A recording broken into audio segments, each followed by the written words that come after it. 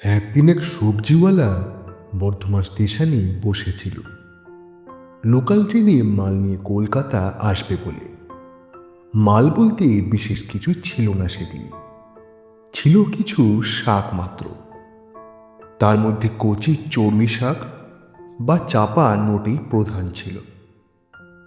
পাশে বসেছিলেন পাড়াগাঁয়ের এক সদাকুণ্ঠিতা জড়সড় গোছের বয়স্ক মহিলা।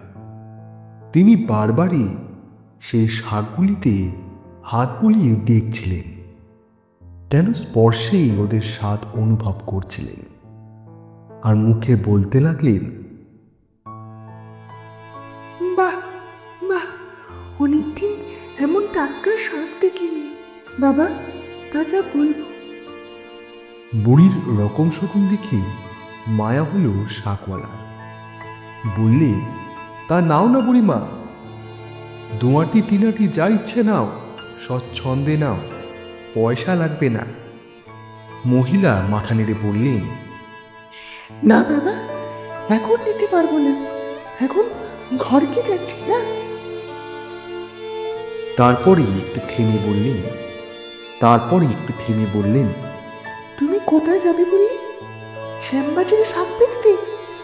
তা বাবা, যদি তোমার দয়া হয়, একদিন বরং আমার ঘরে দুয়ারটি শাক ফেলে দিয়ে এসো, যেদিন বাঁচবে টাচবে। আমি ঠিকানা পাবো কোথায়?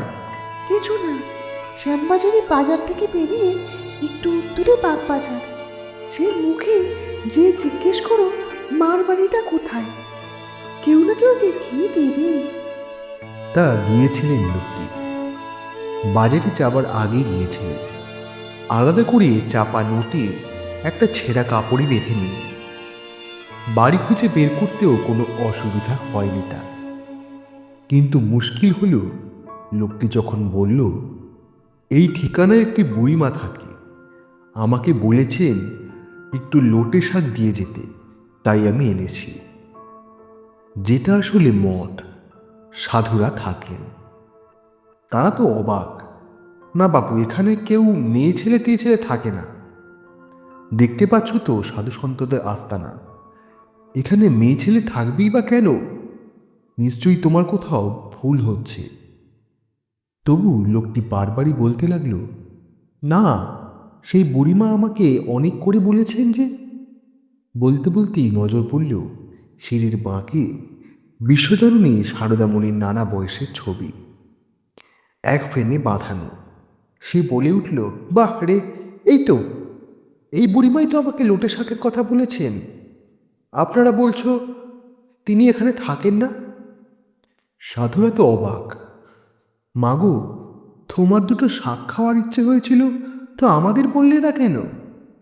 সাধুরা বললেন,